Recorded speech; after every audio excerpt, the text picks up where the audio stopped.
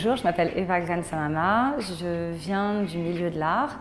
J'ai fait histoire de l'art, j'ai travaillé avec des commissaires-priseurs et au fur et à mesure de mon boulot au sein de Bro, j'ai commencé à travailler autour du vintage, couture et haute couture, et au fur et à mesure j'ai monté un blog, une boutique.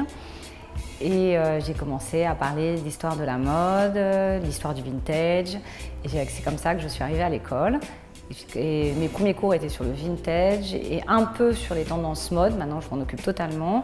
Et maintenant, je m'occupe aussi de la culture mode, c'est-à-dire donner le vernis technique aux jeunes femmes qui viennent se former ici, voir avec elles leur manque, ce qui leur manque par rapport aux couturiers du XXe siècle, faire parfois un zoom sur un peu antérieur au XXe, mais c'est plutôt rare.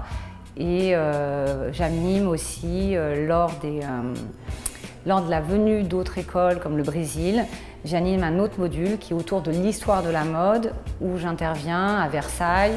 Et cette année, on va faire un module sur Dior et je vais parler de Monsieur Dior. Ça, c'est pour ce que je fais au sein de l'école.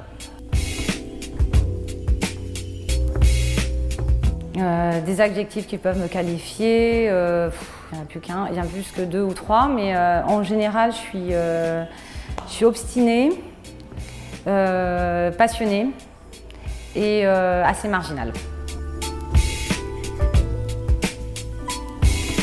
La transmission.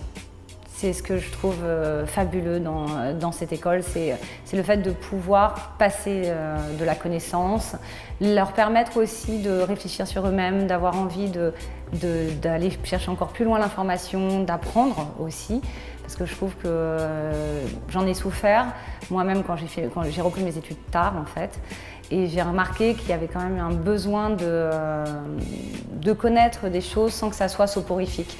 Et j'essaye de faire vivre l'histoire et de faire vivre la mode et de les amener avec justement les modules qu'on met en place, à trouver ça ludique. Et à partir du moment où elles trouvent ça ludique, après, elles ont envie d'aller chercher plus loin. Ça les interpelle. C'est un modèle de succès. C'est vraiment c'est une école. C'est une école elle est associée à l'idée d'un succès. Un succès pour soi déjà. Parce que je pense que quand on fait cette formation, on peut la faire pour 2 raisons. On peut la faire déjà pour soi, on la fait déjà pour soi-même. Et après, on peut imaginer un entrepreneuriat derrière ou travailler sur de nouvelles bases. Mais c'est vrai qu'il y a l'idée de sortir de cette école avec ce qu'elle dit d'ailleurs souvent, la meilleure version de soi.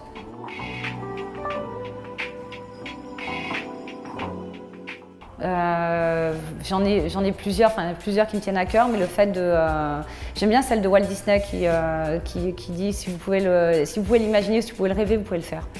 Ça me correspond bien.